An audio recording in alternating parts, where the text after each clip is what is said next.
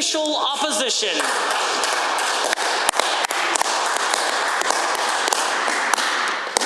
Well, thank you very much, Mr. Speaker. It's a great opportunity for me to rise, to speak to and to respond on behalf of Alberta's NDP official opposition to the throne speech, and take this opportunity as well to address some of the matters that we've just, in fact, been speaking about here. The whole issue of sort of truth and the post-truth world and all that kind of stuff. But we'll get to that. So I'm very proud to rise, and I want to first recognize, Mr. Speaker, that we are gathered here today on the traditional territory of Treaty 6, and I want to acknowledge the Métis people of Alberta who share a very deep connection with this land. Mr. Speaker, land acknowledgements are an act of reconciliation. The act of making a statement to recognize the traditional territory of the Indigenous people who call this land home long before the arrival of settlers is an important first step in the path to reconciliation. The Truth and Reconciliation Commission has been very clear about this. And so when we learned that this new government no longer sees land acknowledgements as a necessary component of public addresses by government representatives, I was surprised and disappointed. And I wasn't alone in that reaction, Mr. Speaker. Indeed, First Nations leaders like Treaty 6 Grand Chief Dr. Wilton Littlechild are disheartened by this government's refusal to acknowledge treaties between First Nations and the Crown at public events and functions. The process of reconciliation must be taken seriously by all levels of government, not just when it's convenient. And before we can even begin to have conversations about reconciliation, we need to, at the very least, acknowledge the histories of our two people and the treaties that define those relationships. This decision is unnecessary, this decision by the government, and it takes the good faith steps that we've been making towards renewing our relationship with First Nations and Métis people in Alberta backwards. In light of the recently released final report of the inquiry into murdered and missing Indigenous women and girls, an inquiry that the then Premier was not in support of having occur, or the now Premier was not in support of having occur, the fact is the need to take positive steps on the path to reconciliation is especially crucial. Now is not the time to lose ground on reconciliation. We must continue to move forward. Now, I feel very strongly about this, Mr. Speaker. And also, let me be clear that I believe the government's current response to people who raise this issue is also very disrespectful. They argue that their plan to create an Indigenous Opportunity Corporation is all that needs to be done to show reconciliation. This is desperately wrong. While we do not take any issue with the idea of the new corporation, indeed, it is a new take on a series of initiatives that we were already considering and putting into play, it is not, in and of itself, the answer to reconciliation. This corporation will facilitate money lending to Indigenous groups who are participating in economic endeavours of which this government approves. And there is nothing wrong with that. But it denies the fact that a nation-to-nation relationship obviously allows that some First Nations may want to pursue different avenues for community and economic and social development. That is their right. But to suggest that their primary mechanism of pursuing a productive nation-to-nation relationship or a meaningful recognition of the need to pursue reconciliation or to enact the principles of the United Nations Declaration of the Rights of Indigenous People is just one more example of disrespect. So, Mr. Speaker, we must do better than just that. It is not simply a matter of saying, we're lending a few groups that agree with us money, therefore our obligation to pursue reconciliation has now been fulfilled. It has not. And I hope that this government will reconsider this issue because they are in the wrong place right now on this matter. Now, before I go further, I would be remiss if I didn't, as one typically does in these throne speech responses, offer another round of thanks to the constituents of Edmonton-Strathcona. You've put your faith in me for the last 11 years and have asked me to serve for another 4. This is not an honor I take for granted, and I thank you. It is my great privilege, although today, to not only offer this response as the member for Edmonton-Strathcona, but also in my new role as leader of Her Majesty's official opposition. Now, members opposite have already taken to suggesting that the fact that we were not returned to that side of the House is somehow an indication that I and my opposition colleagues are somehow at odds with Albertans, should we offer up a critical analysis of the government's agenda or ultimate record, or do anything to hold them accountable? Now, acceptance of this argument would, of course, include acceptance of the notion that our parliamentary system, the role of the opposition, and the very act of rigorous debate had been rejected by Albertans in the last election. This, of course, is ridiculous, Mr. Speaker. So I would counsel members of the government to govern with humility and to remember that their mandate remains intact by respecting this legislature, the democratic system upon which it rests, and ultimately the right of Albertans to be heard and accommodated through the next term of this Assembly. So it's with this mandate in mind that I rise to identify the common ground we share with members of this government, while at the same time noting the areas where we believe mistakes are being made and the best interests of Albertans are being jeopardized. So allow me to begin with the areas of agreement between our opposition caucus and the government caucus. Hear, hear. There's absolutely no doubt that job creation and the economy were top of mind for Albertans in the last election and continue to be top of mind going forward. I think there is a great deal of agreement between our caucus and the government caucus on the urgent need to ensure that Albertans have more jobs, not fewer jobs.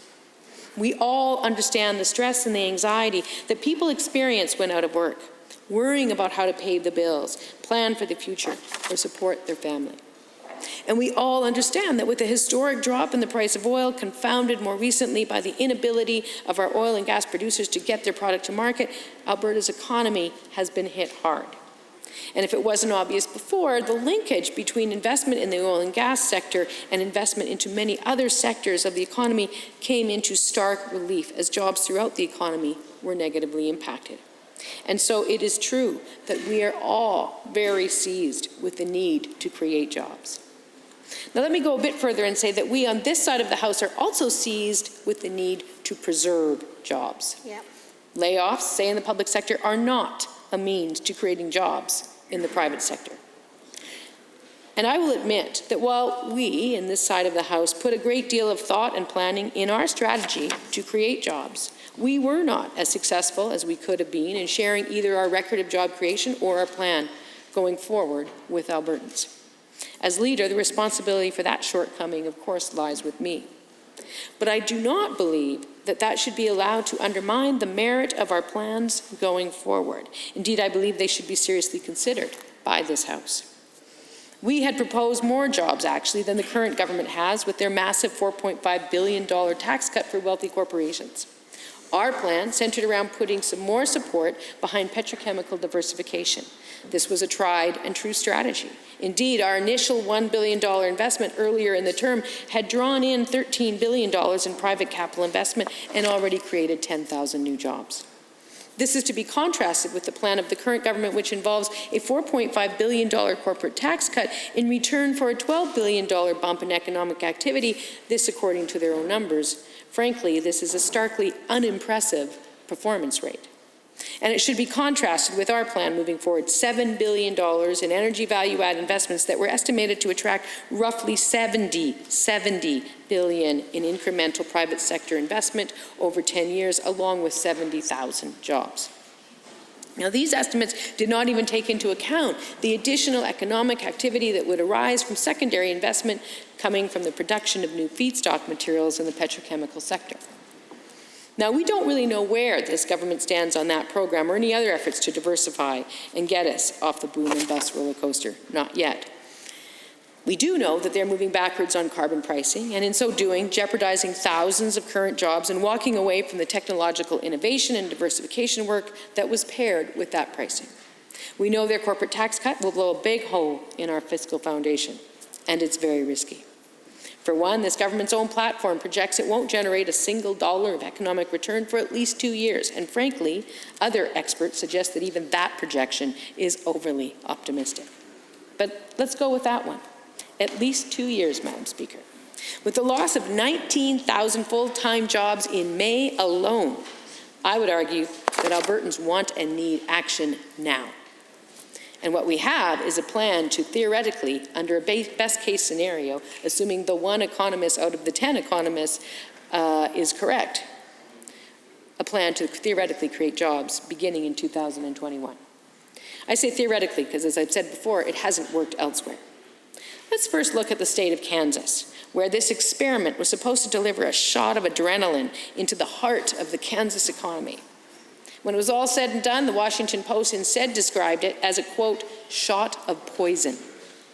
Now, the governor of Kansas had promised that eliminating corporate taxes for nearly 200,000 businesses would create 23,000 jobs.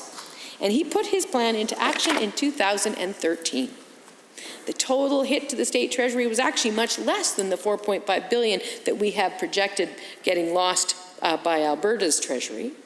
But nonetheless, it was a big cut. But more importantly, it didn't work.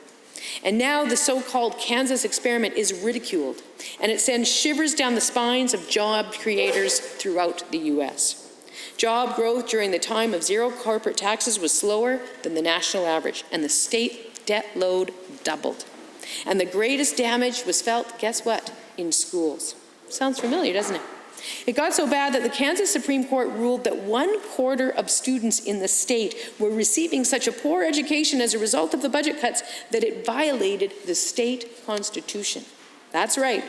Students were being taught in illegal conditions to finance a corporate tax cut which did not create jobs or economic growth. Shame.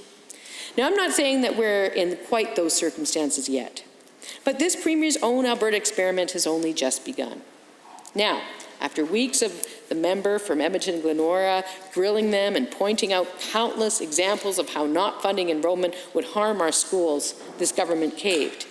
Credit to them for doing that, I suppose. There are 15,000 new students coming this fall, and they deserve an incremental bump in teachers and classroom space for their learning. But that's just the start, Mr. Speaker, or Madam Speaker. We know that more support is needed, especially for areas where students may be struggling, like reading and writing and numeracy. And that was the intent behind our introduction of the Classroom Improvement Fund, that and supporting special needs students. The fund was due to add another 400 teachers to our schools this fall, on top of the 600 we would see added to address enrollment. And there's more. We know students can't learn on an empty stomach. That should be an obvious thing, but given how long it took for us to get this program in place, apparently wasn't quite as obvious as we thought. Nonetheless, we knew it, and so that's why we introduced a school nutrition pilot program. And our intent was to rapidly expand it. We were getting such good results. Our $15.5 million investment each year was feeding 33,000 students every single school day. And as the member for Lethbridge West has told me, some schools had actually taken it upon themselves to send food home with students on the weekend too. And prior to the election call, we were close to finalizing a report on just how positive of an impact this program had, and I would implore the government to release that report very soon before coming to any conclusions as a result of their Blue Ribbon panel. But the initial feedback that we heard was very positive, Madam Speaker. Students participating in the pilot were better focused in class. Their attitudes were better, and their academic results were trending in a positive direction. This was a relatively small investment, Madam Speaker, when you consider the extent of the positive benefits. Schools were also teaching kids about food preparation, sanitization, and how to share. A lot of good came from something so very simple. And so far, we've heard nothing from this government on whether they will fund the Classroom Improvement Fund that I've just described or the Nutrition Pilot Program. Let us be clear that enrollment funding is not the Holy Grail. It is simply the very beginning of the starting line. Yep. And even with funding enrollment, which I truly believe this government had no intention of doing prior to pressure from both this opposition and parents and school boards, I now worry where else this government will look to deepen the cuts they plan. I fear, for example, that those who are sick or in need of care will also suffer, or perhaps suffer more. We've already seen warnings from frontline paramedics that as many as 5 ambulances are being kept off Calgary streets at any given time. This leads to code reds, Madam Speaker, which means there's not a single available ambulance to respond to an emergency. This is dangerous and disturbing, and this government hasn't even introduced a budget yet. And that leads me to think that this is just the tip of the iceberg at best. Again, we have seen this elsewhere. Now, in Kansas, after 4 years of failure, both the Kansas State House and the State Senate voted to end these ridiculous cuts. The experiment came to an end, but boy, had a lot of damage been done over the time it took for them to learn their lesson. We have a chance to stop this experiment basically before it starts, before the damage is done in our schools and our hospitals. Now, I'm sure the government will say it's not apples to apples and that I'm simply cherry-picking the worst examples of where these types of tax cuts have failed. But frankly, U.S. President Donald Trump has attempted similar changes since the Kansas experiment and hasn't really had much better in the way of results.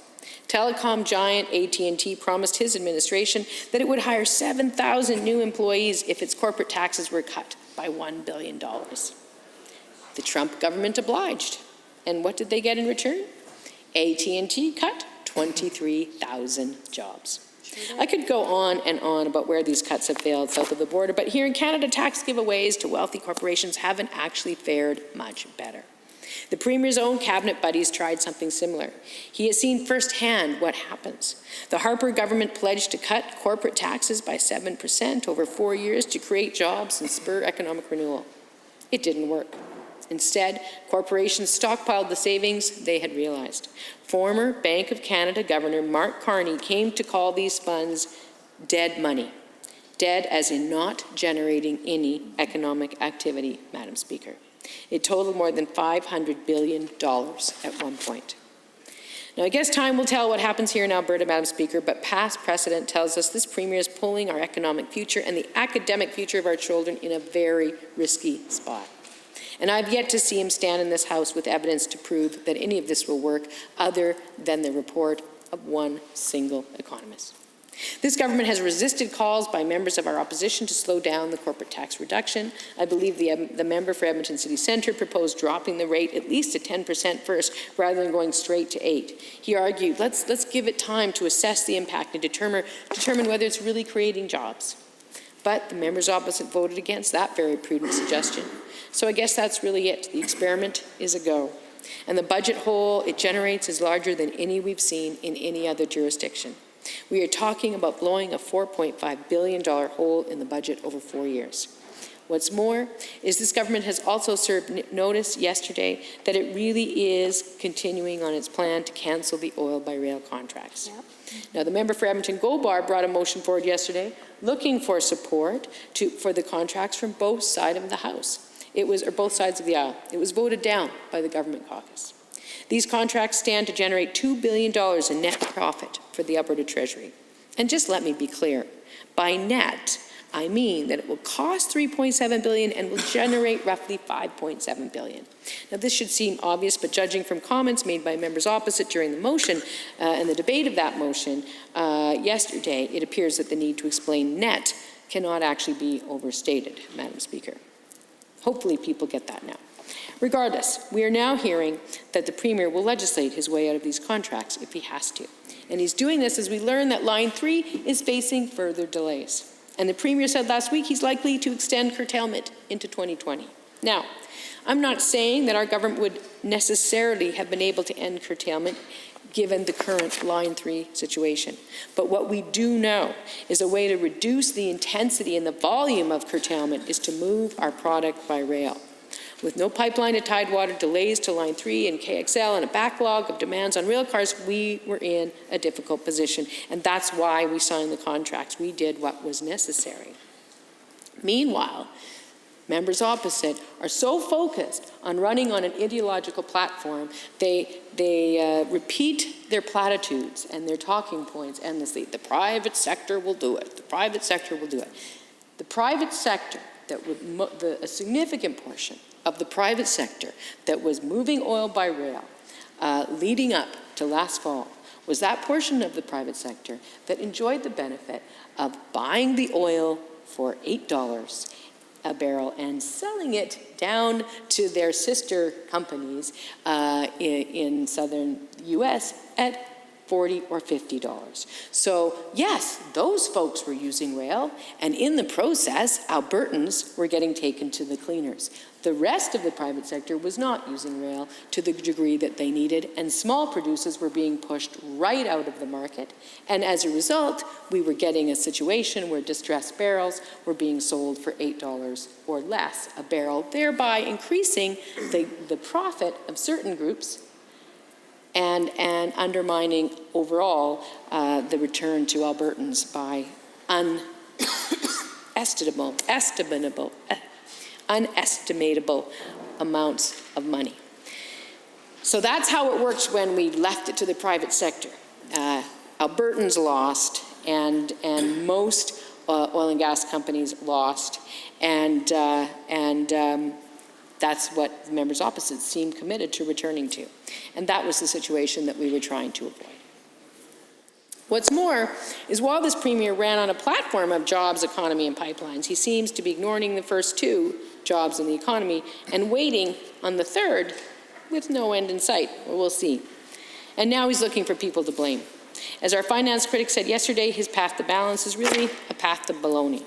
Relying on who our finance critic quite rightly referred to as the Premier's favorite stenographer, the Premier is actually out there saying things which are not correct.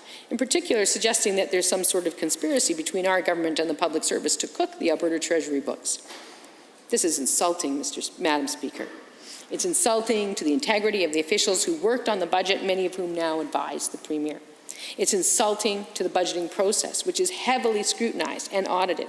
Indeed, the Conference Board of Canada, you know, that left-leaning ideological apologist organization for New Democrats, gave our government top marks in the country for the transparency and the accountability of our financial reporting. And this was due in large part to the public officials this Premier is now preparing to discredit as he begins yet another campaign of truthiness to the people of Alberta. And it's so clearly obvious that what this Premier is actually trying to do is find a scapegoat for the $6.5 billion hole he plans to blow into the Alberta budget. Yep. Won't balance the budget 1 year earlier than us in 2022. In fact, what he's currently trial ballooning, he may not even balance it in this term. Promise made, promise broken. But I guess we're not supposed to worry about all this because we have a new $30 million war room, Madam Speaker. Now, to be clear, in some ways, this is simply a continuation of the work that our government had already done and was already doing. We had established a market access task force that consisted of key leaders from within the energy sector. We had set aside significant funds to advertise across the country to build nationwide public support for the need to build a pipeline to Tidewater. These are all things we were doing. And our work had been paying off. The level of support for the pipeline had grown from about 4 in 10 to 6 in 10 across the country, and this was important. And we did this by arguing the economics, by talking about how this created jobs, not just in Alberta, but across the country. We talked to Canadians about how much this meant for their economic security. But we also spoke to those who were worried about the environment, and we talked to them about how our climate leadership plan de-linked pipeline construction from the issue of greenhouse gas emissions coming from the oil sands. What we didn't do was spend that money picking fights with Canadians, polarizing people on the issue, and dialing up the intensity of opposition to Alberta's and Canada's dire need for a pipeline to Tidewater. That is to be contrasted with the Premier's current plan for his so-called war room. As a start, this appears to be the Premier's way of pitting the economy and the environment against one another once again. Now, I will say, I don't agree with some of these folks that the Premier will be targeting either. I really don't. I'm not convinced, however, that suing Sephora Berman does a thing to help Albertans. Instead, it does do a lot to make lawyers richer and much richer, even though there's no evidence that we will be remotely successful in these costly court cases. What we will do, however, is backstop the Premier's desire to play divisive politics on the national stage. Politics that are more focused on his partisan federal aspirations than the economic goals of Albertans. Ultimately, we should be focused on generating jobs for Albertans, full stop. And the way to do that is to embrace both our energy sector and our environmental responsibilities to get pipelines built while also delivering on a real plan to combat climate change. This Premier doesn't do that. He merely states that other countries pump more emissions into the air in some misguided way to offload our responsibility to those across the world. That's not leadership, Madam Speaker. Leadership is building consensus across every province and demonstrating that Alberta really is a responsible energy producer that is doing its part to combat climate change. As I said, when we were doing this work, we had grown support in Canada for the Trans Mountain Pipeline significantly. We pushed the federal government for the first approval of Trans Mountain. We successfully demonstrated the limited ability of the BC government to interfere. We pushed the federal government to buy the pipeline when investor uncertainty threatened the future of the project. If the Trans Mountain Pipeline is approved by the federal government later this month, it will not be because of a war room that aims to strike down some type of enemy or as some type of enemy to the state every single person who raises environmental concerns. On the contrary, if that pipeline is approved, it will be because of the work our government, many public service officials, and some allies in the energy sector did to build consensus across this country.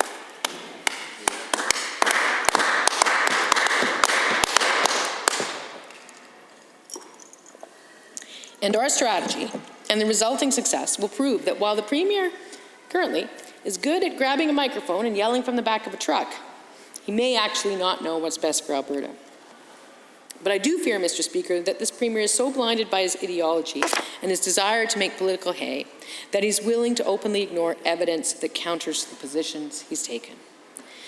Which takes me to Bill 1, the government's heavily touted plan to end the carbon tax. Now, obviously, I have to acknowledge the success with which the Premier and his friends have created high levels of opposition to carbon pricing in Alberta and in some other parts of the country.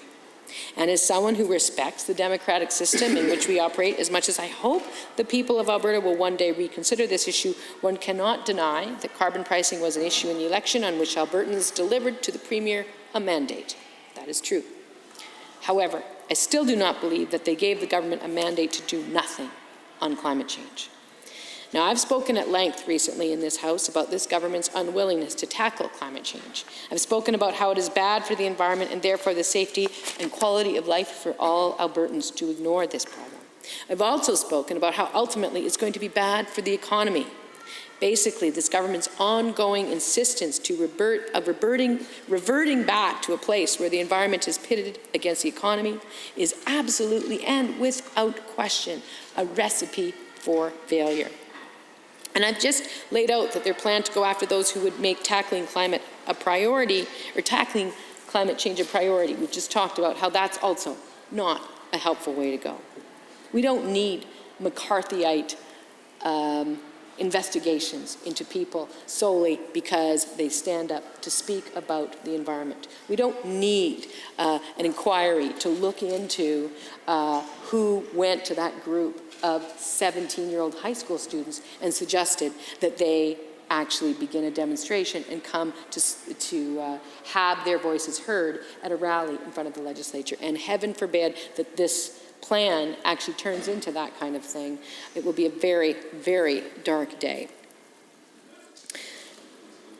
Just as, so I will say to the member, what I will say to the members opposite is this.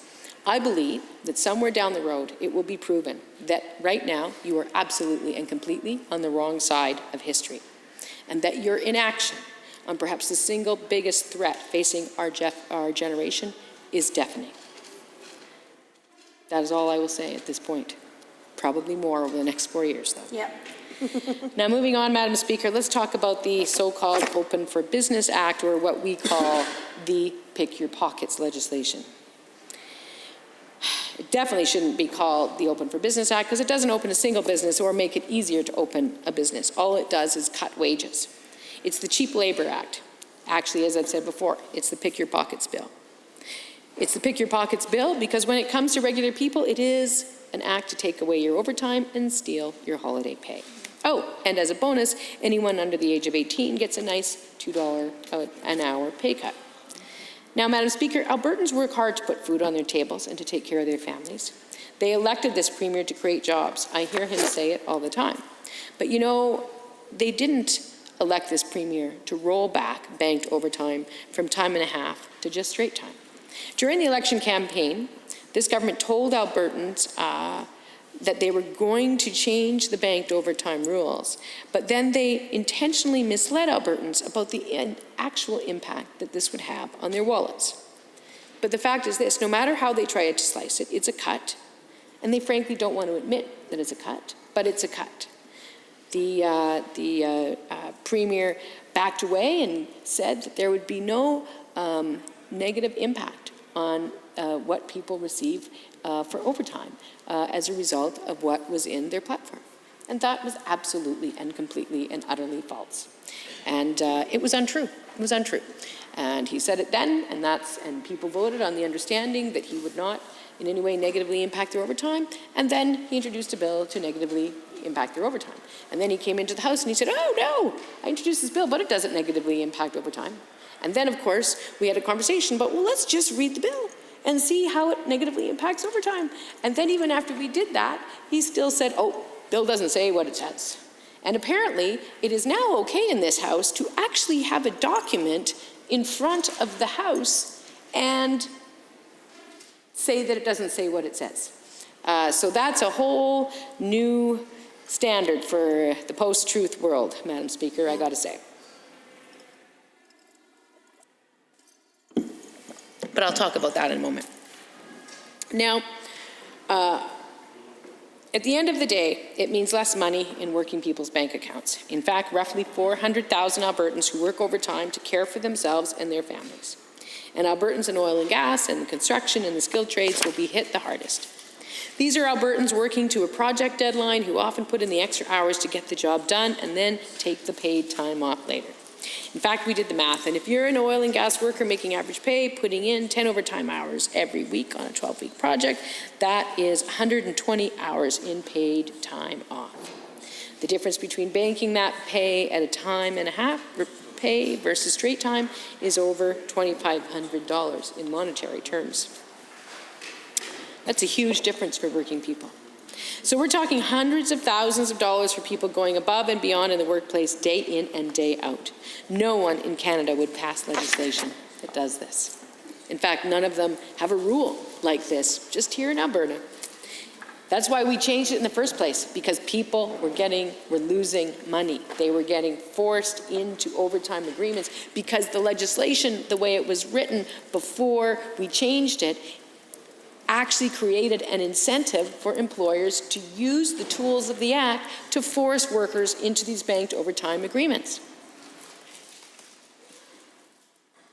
And the Act allows them to force workers into these overtime agreements, and the House Leader is uncategorically, completely wrong and saying things which are not true when he says that workers can choose whether they want to be in these agreements, because anybody who is capable of reading legislation will very quickly understand that that is not the way the legislation is intended to be used, nor was it the way the legislation was being used before we changed the legislation so that there was no longer an incentive for employers to force workers into these arrangements. And why?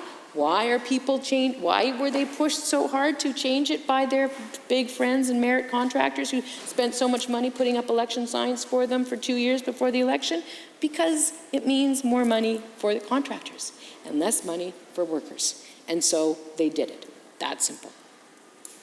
Anyway, Premier says he wants to go back to the way it was before, when people were not getting the overtime they deserved. That's not what he said during the election campaign, but that is exactly what he is doing. That was a time when Albertans earned less in overtime than workers in BC, and Saskatchewan, and Manitoba. I guess he'll have to explain to Albertans why he thinks they shouldn't be treated fairly, just like every other Canadian. But hey, why treat people fairly? Let's pay young people less than the minimum wage. Not since 1998, Madam Speaker, has any government thought to go back to such an unfair policy. Not our government, and not the PC governments before us. In fact, the government of the late Ralph Klein got rid of it in 1998. Ralph's team knew it was unfair. They knew that rolling back the minimum wage for young people demonstrates a lack of compassion and a lack of respect for young workers.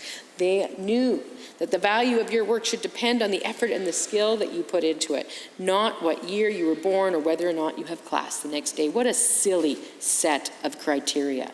What a ridiculous set of criteria.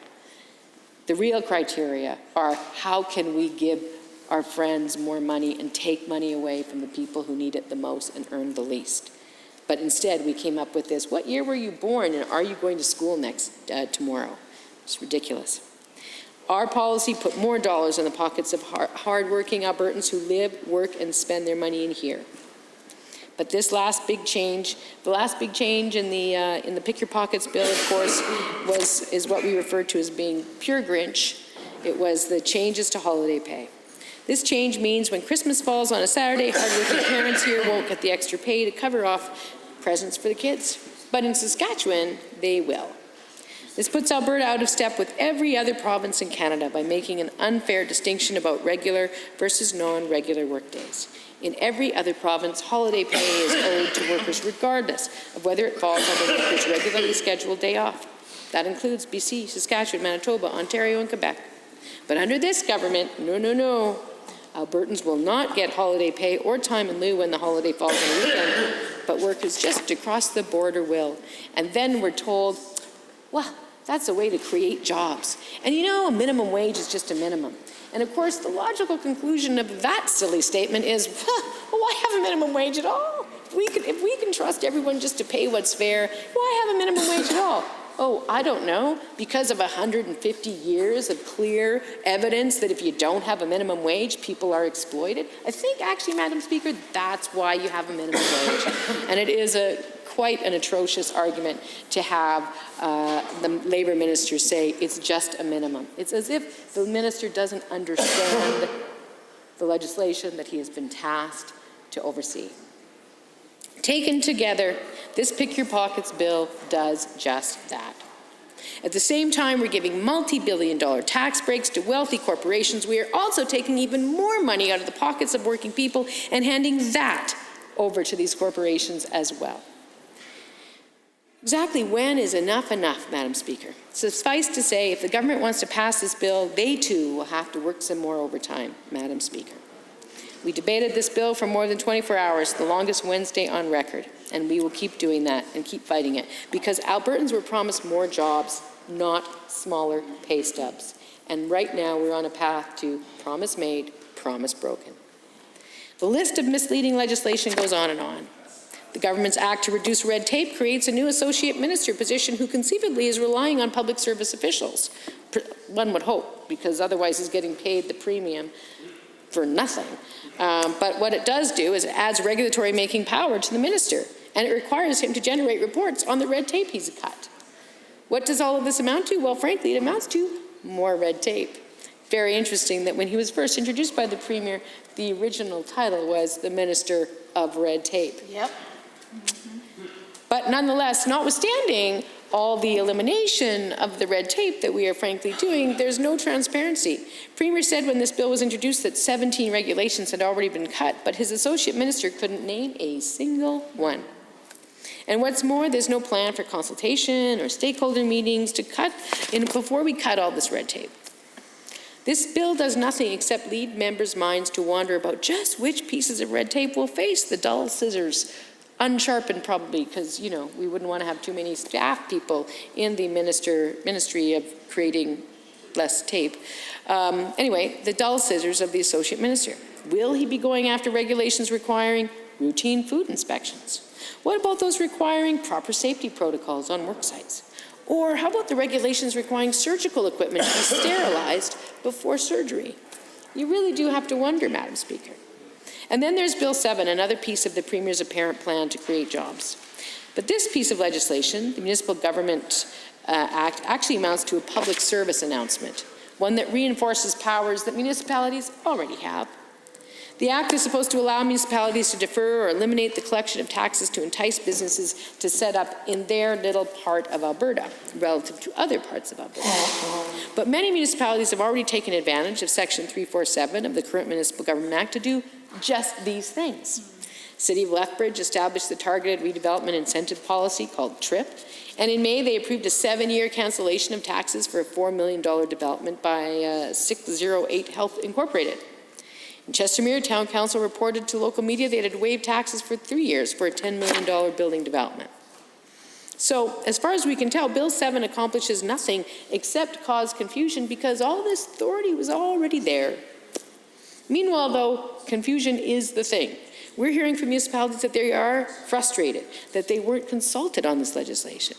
And there's a real fear that this legislation could spur a race to the bottom, with municipalities undercutting each to compete for the attention of new business or developers.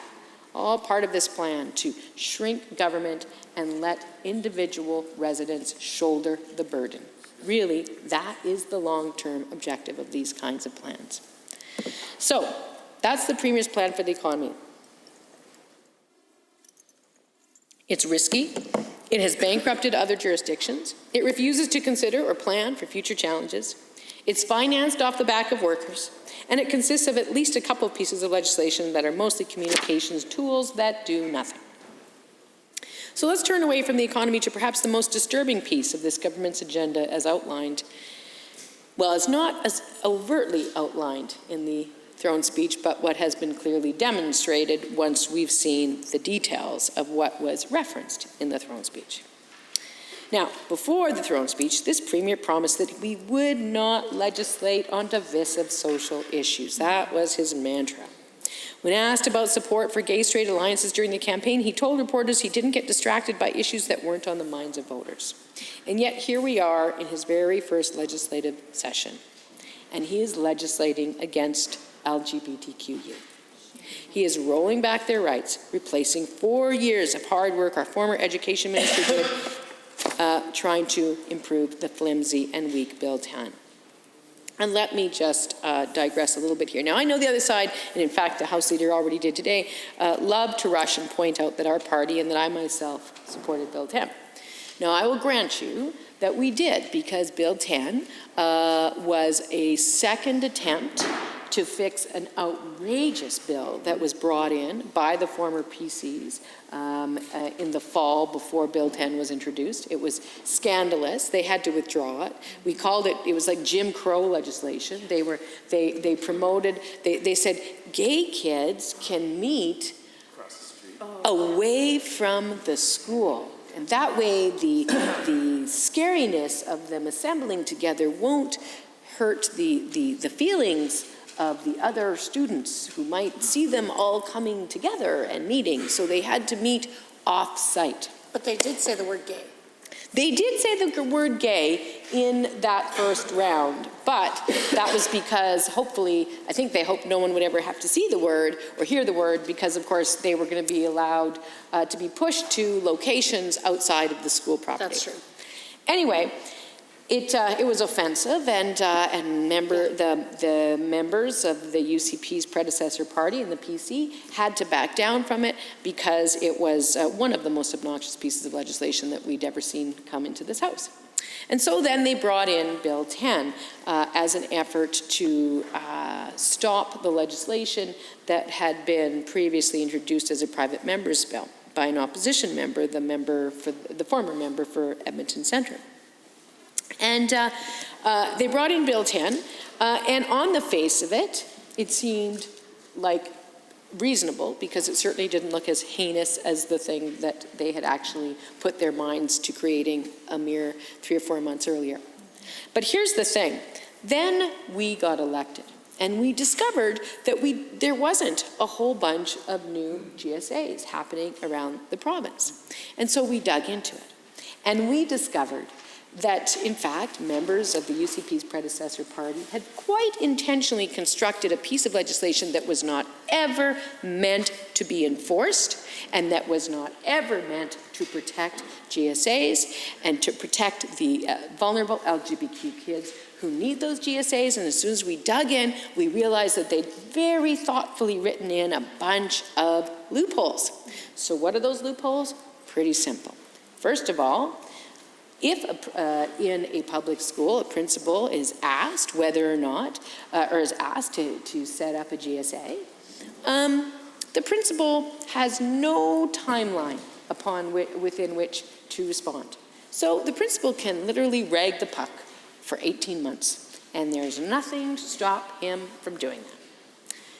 The second thing that goes on under the old Bill 10, which is what we are now returning to, is that there was nothing in the policy that prevented that same principal from otherwise systematically discouraging kids from asking for that GSA.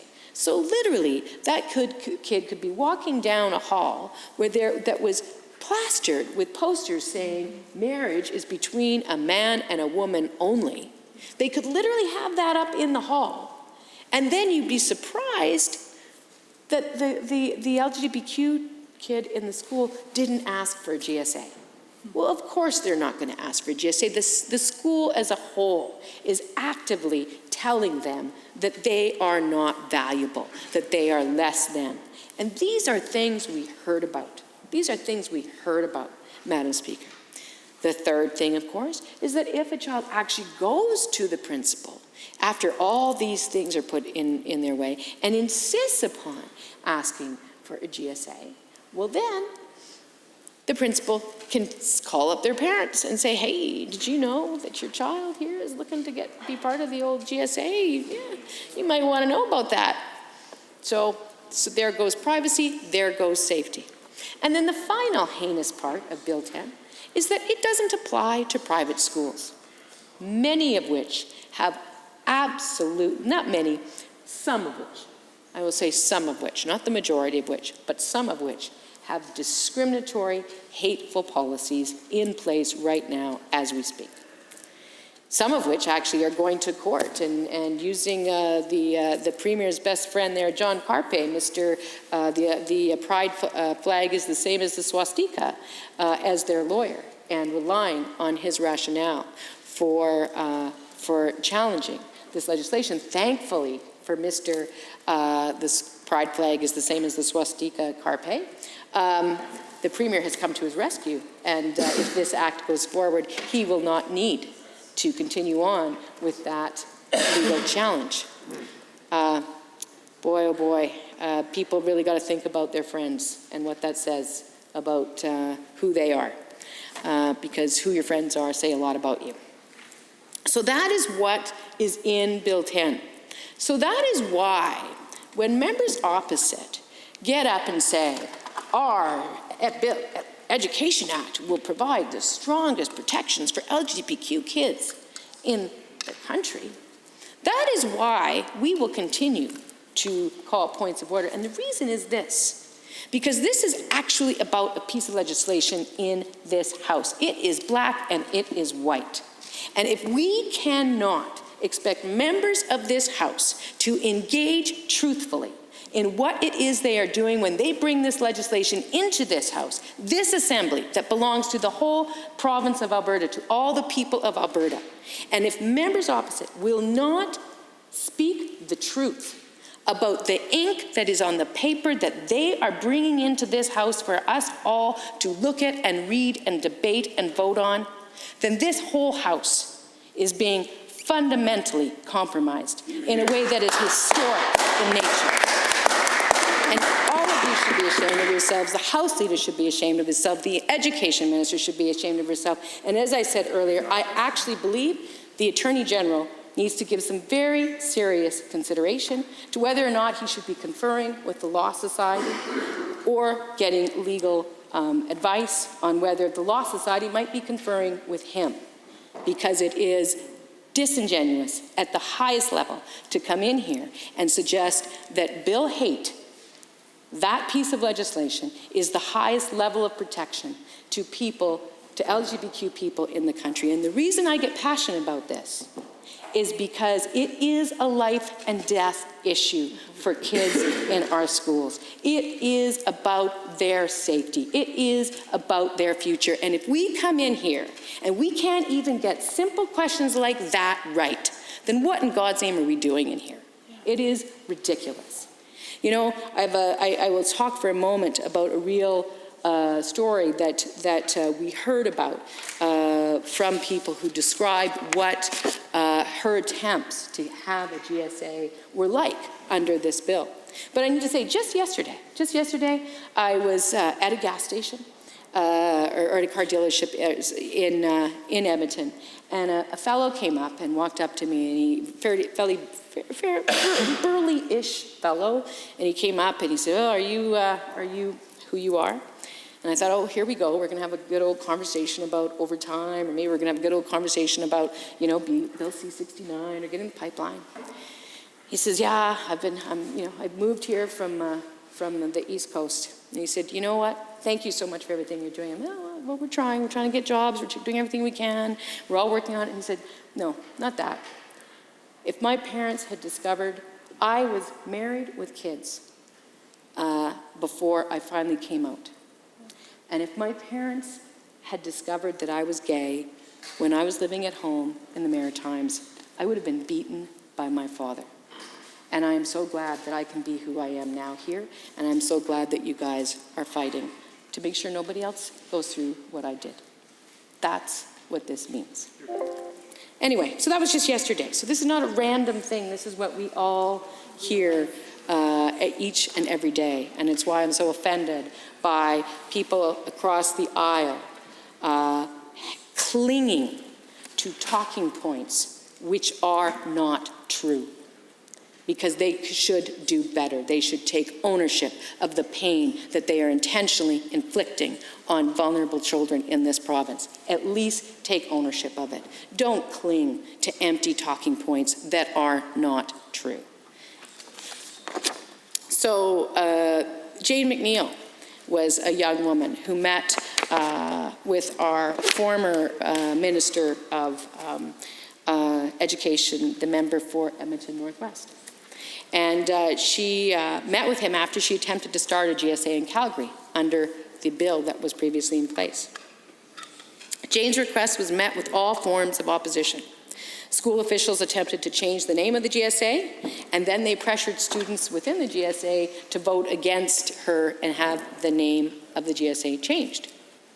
Then she was sent to counseling, and she was told she was negatively impacting her school and creating a great deal of angst among students and staffs. That is the kind of thing that happens when you don't have a policy in place to protect kids. That is, and the policy, to be clear, is what is being eliminated by reverting to the old Bill 10 through Bill 8. And that's exactly what happened. She said the whole experience was like a slap in the face. She said it was like everybody in the world hates you. Can you imagine that experience? So I hope that as this government attempts to ram through Bill 8 in this House, that they think of Jane and what she went through, and they understand that that's exactly what they are creating again. And they think about that fellow that I met at the gas station, and they understand that that's exactly what they are creating again. Now, Jane, thankfully, had the courage and the backing of some loving parents, and she was able to go public with her story. As we know, though, most students who need these organizations need them because they don't get that support from their parents, and they don't feel like they belong, and they feel vulnerable and scared, and it undermines them for much of the rest of their life, even if they do finally find love and acceptance and welcoming, because you shouldn't be going through this when you are that age. They need to feel, all kids need to feel that their sexual orientation and who they are is okay. Basically, it comes down to this: it's okay, Madam Speaker, to be gay. And I'd love to see the Minister of Education actually say that in the House. I'd like to see her use the word. And I'd like to see her actually tell school boards that they need to call these gay-straight alliances if that is what students want to call them. Or queer. Yep. Queer, gay. Inclusion groups is a way to whitewash it, and it is disrespectful to the people who are involved. And it is, at the end of the day, it is reflective and symbolic of the whole regime of discrimination that stands behind it, and that stands behind the need for GSAs in the first place. And anyone that doesn't understand that frankly, I think you understand it and you pretend that that's not what's going on. I think that's all that's really going on here, is that folks here are not that obtuse. They understand it. They just believe that GSAs are bad. And they don't think that it's okay to be gay. So I want this government to know that we are going to fight Bill hate with every tool we have at our disposal, and we're going to keep fighting for all Albertans. We won't rest in this House until we have exhausted every tool to stop this government's plan to pick people's pockets. We won't rest until we have convinced them to start backing off their attack on youth wages. And we will keep fighting to protect properly funded schools and hospitals. And we will keep standing up for Jane and the countless others who will be collateral damage as this government rams through its agenda. Jobs, economy, pipelines, Madam Speaker. It's all well and good to have a catchy campaign phrase, but it's not what I see. I see no jobs. We lost 19,000 full-time positions in May. I see no economic success, only a risky experiment that has failed massively in other jurisdictions and caused criminal levels of underfunding to education, or not criminal, sorry, illegal levels of underfunding to education in certain jurisdictions.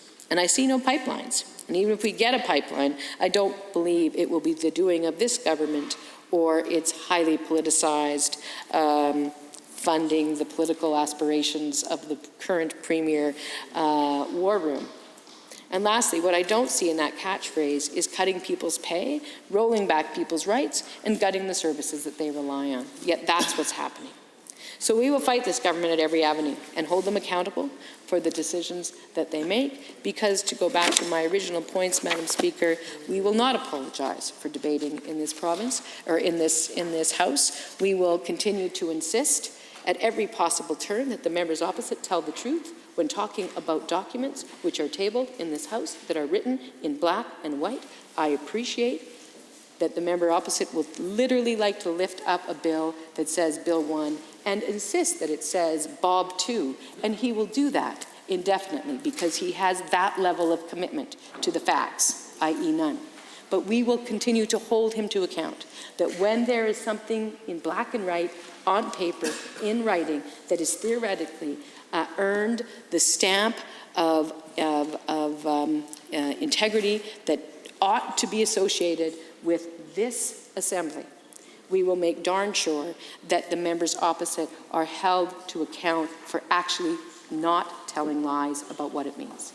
And so that is the thing that we will continue to do.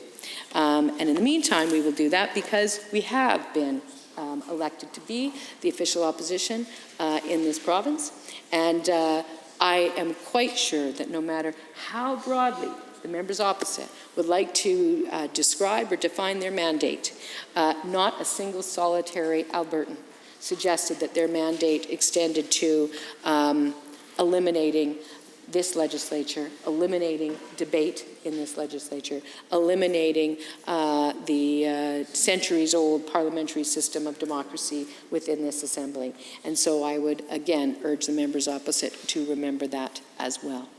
And again, finally, I will say, I wish them, on the matter of job creation, where I do know in my heart that we share common cause, I wish them the best of luck, and I can let them know that we will not stop doing everything that we can to provide support and advice on the best means to job creation, and doing so in a way where jobs are defined as a relationship where you get pay and that pay itself is administered fairly and justly.